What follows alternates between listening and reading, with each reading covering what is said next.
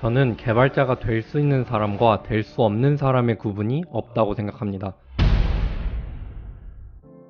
대부분 사람들이 말하는 개발자가 되기 위해 크게 5가지 능력이 필요하다고 합니다. 근데 이 능력들 좀 이상하지 않나요? 개발 능력만 제외한다면 사실 개발자 말고 다른 직군에서도 똑같이 요구되는 능력 아닌가요? 우린 커뮤니티에서 종종 이런 댓글을 볼 수 있습니다.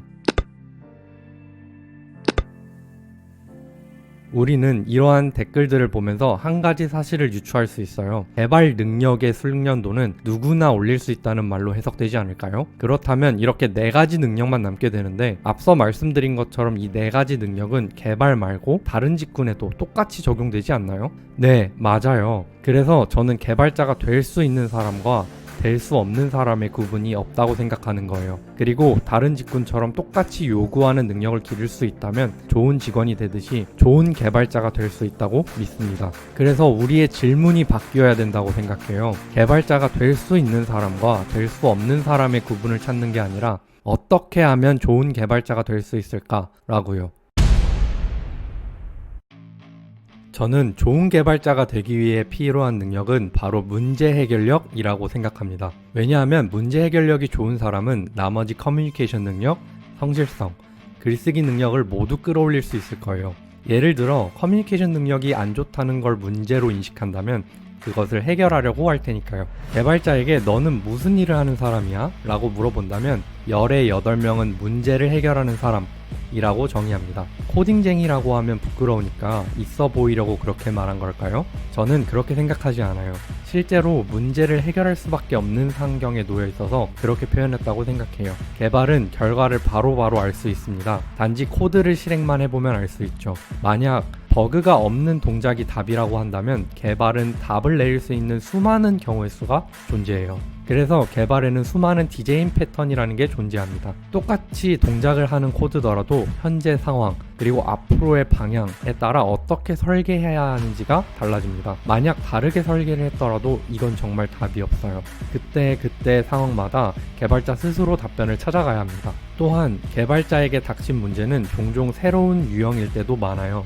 빠르게 바뀌는 기술 속에서 모르는 기술 문제일 때도 있고 구글 검색에 해결책이 없는 경우도 있어요. 스스로 답을 찾아가야 하는 상황이 일을 하다 보면 계속 일어납니다. 그래서 회사에서 면접을 보면 문제 해결력을 알아보기 위해 이런 질문들을 물어보는 거예요. 프로젝트를 하면서 어떤 어려움이 있었고 어떻게 해결했는가? 심지어 구글의 인터뷰 질문은 정말 악랄하죠. 스쿨버스 안에 골프공을 몇 개나 넣을 수 있는지 말해보시오. 그렇다면 우린 도대체 문제 해결력을 어떻게 기를 수 있을까요? 문제 해결력을 기를 수 있는 방법에 대한 힌트는 링크드 리스트에서 찾을 수 있습니다. 링크드 리스트는 수없이 긴 리스트의 형태를 관리하기 위해 만들어졌어요.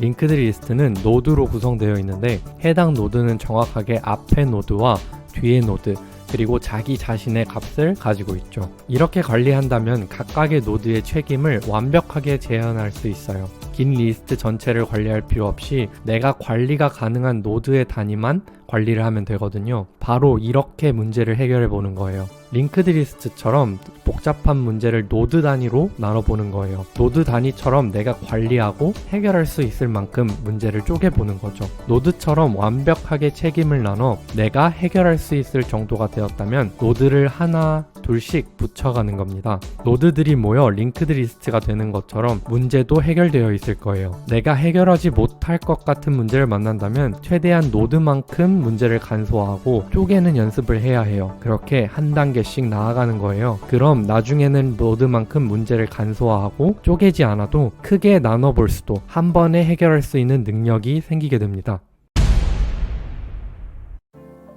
너는 개발자 하면 안 돼는 제가 사실 들었던 말이에요. 여러분이 왜 이런 기준을 나누는 영상을 클릭하시는지 알고 있어요. 저 또한 그랬거든요. 혹시 내가 개발자 하면 안 되는 사람일까? 이 질문에 수없이 많은 고뇌와 고민을 했어요.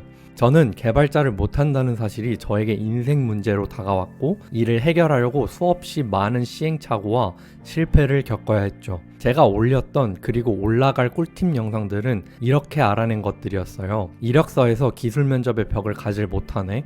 그럼 내가 뭘 해야 될까? 기술 면접에서 계속 탈락을 하네? 어떻게 하면 붙을 수 있을까? 문제를 수없이 쪼개고 시도를 해보고 반복을 했던 것 뿐이에요. 제가 똑똑하고 잘나서 그런 게 절대 아니라요. 그렇다고 지금은 문제를 잘 해결할까요? 아니요. 절대 그렇지 않습니다. 지금도 맨날 넘어지고 일어나고를 반복해요. 예전에 저에게는 개발밖에 답이 없었어요. 이게 아니면 저는 더 이상 뒤로 물러날 곳이 없었거든요. 그래서 저는 더더욱 다른 사람들도 개발자가 될 수 있다고 생각을 하는 거예요. 제가 했다면 다른 사람들도 할 수 있다고 믿으니까요. 그리고 이건 제가 다른 사람들을 가르쳐 보면서 깨달은 사실이에요. 제가 몇 년을 걸려서 푼 문제를 너무 쉽게 이해하고 해결해 버리니까요. 혹시 지금 개발이 재미가 없으신가요? 취업이 안 되시나요? 개발자가 되기엔 부족한 사람이라는 말을 들으셨나요? 우리 한 발자국씩 차근히 나아가 봐요. 그렇게 한 발자국, 두 발자국 내딛다 보면 어느새 꽤 멀리 와 있는 자신을 발견할 거예요. 그래도 아예 접근을 못하는 문제를 만나셨나요? 그래도 괜찮아요. 우리 같이 한번 그 문제를 해결해봐요. 이 채널은 개발자라는 꿈을 가진 사람들을 서로 응원하고 도움 주기 위해 만들었으니까요. 꿈을 쫓는 여러분들을 응원하겠습니다.